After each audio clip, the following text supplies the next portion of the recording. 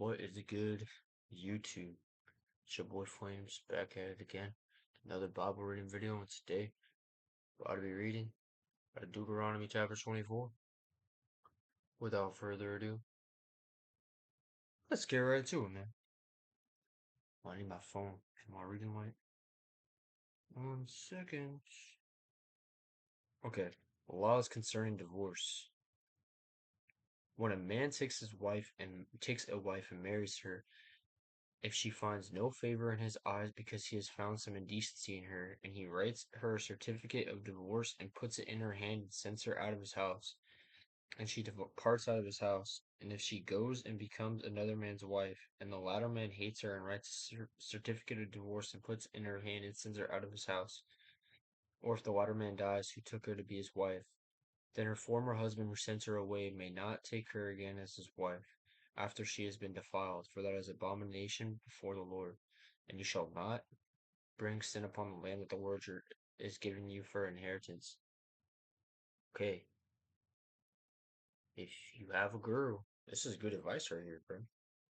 Don't take her back. If she's been with somebody else, you're just defiling yourself. It's just disrespectful to yourself. And right here it says it's abomination before the Lord. So don't do that to yourselves, and don't do that. Just not good. Don't do that to God.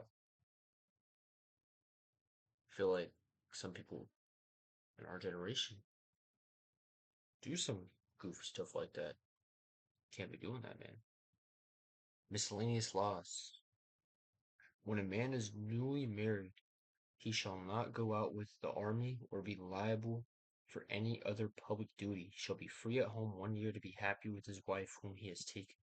No one shall take a mill or upper milestone in pledge, for that would be taking a life in pledge. I don't really understand what that means.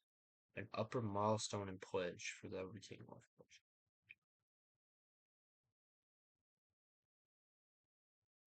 I don't know. If a man is found stealing, I'm gonna look it up after I'm reading. If a man is found stealing one of his brothers of the people of Israel, or if a man is found stealing one of his brothers of the people of Israel, and if he treats him as a slave or sells him, then that thief shall die. So you shall purge the evil from your midst. Take care in a case of leprous disease, and be very careful to do something that all the Levitical priests shall direct you, as I commanded them. So you shall be careful to do. Remember what the Lord your God did to Miriam on the way as you came out of Egypt. When you make your neighbor loan of any sort, you shall not go into his house to collect his pledge. You shall stand outside, and the man whom you make the loan shall bring the pledge out to you. And if he is a poor man, you shall not sleep in his pledge. You shall restore to him the pledge as the sun sets, that he may sleep in his cloak and bless you. And you shall be righteous before the Lord your God.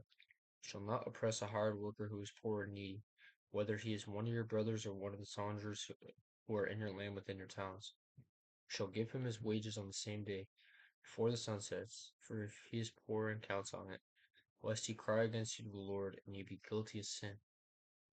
Fathers shall not be put to death because of their children, nor shall children be put to death because of their fathers. Each one shall be put to death for his own sin. So basically, if it's like father kills somebody, I mean that's pretty self-explanatory. Um, you shall not pervert the justice due to the soldier or to the fatherless, or take a widow's garment and pledge. I believe pledge might be like some sort of like logistical process. But you shall remember that you were a slave in Egypt, and the Lord your God redeemed you from there. Therefore I command you to do this. When you reap your harvest in your field and forget a sheaf in the field, you shall not go back to get it. It shall be for the stranger, the fatherless, and the widow, that the Lord your God may bless you in all the work of your hands. When you beat your olive trees, you shall not go over them again. It shall be for the stranger, the fatherless, and the widow. When you gather the grapes of your vineyard, you shall not strip it afterward. It shall be for the stranger, the fatherless, and the widow. You shall remember that you were a slave in the land of Egypt. Therefore I command you to do this. Okay, before I end off this video, um,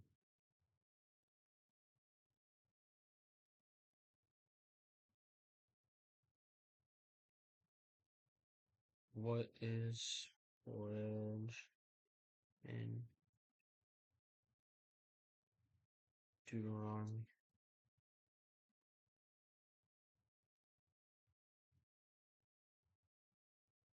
I'm assuming it's a legal process. An item of value delivered as a security or collateral to ensure the repayment of a loan or to fulfill a promise.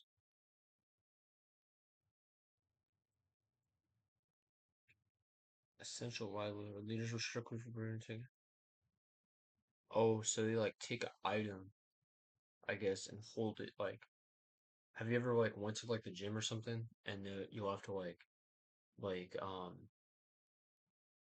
in exchange for like a basketball or something like that, you're like, oh, give me your or like a teacher, like if they're like you're borrowing a charger in school, like give me this, and um then you if you give me your charger back, then I'll give you your phone back or something like that. That's basically what a pledge is. Um, so no one should take a mill or upper milestone in pledge. So I'm not really too sure. Maybe a mill is like, hold on, a mill or upper milestone in pledge. Um, yeah. Uh, so basically, like if it's vital to their existence, you're not supposed to take it, or if they need it to survive. And if you take that from them and they can't survive, then that board is on your hands, basically. Okay, so that makes sense. I really appreciate y'all for watching. As always. I'm gonna catch y'all tomorrow. Thank y'all so much for your support and watching my videos. It means a lot to me. And yeah, I'm gonna catch y'all tomorrow. Peace. Peace.